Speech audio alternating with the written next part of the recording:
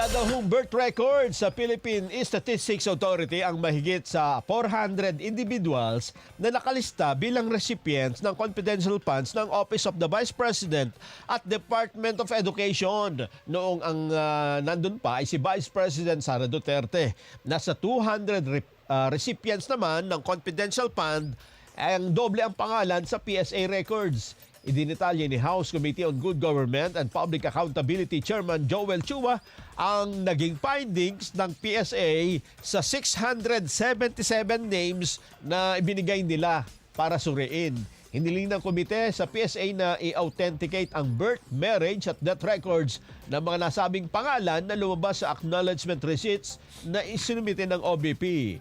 Una rito, sinabi rin ng PSA na wala ring record sa mga pangalang Mary Grace Piatos at Kokoy Villamin na kapwa lumutang din sa mga isinumiting resibo.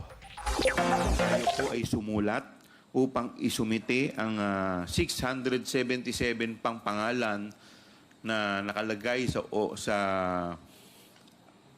acknowledgement receipt ng DepEd, kung saan tayo po ay binigyan ng tugon ng Philippine Statistics Office dated December 8, 2024.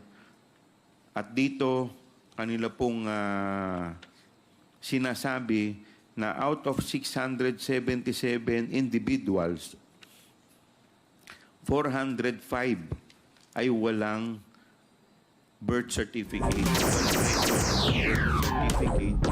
Samantala, iniulat po naman ng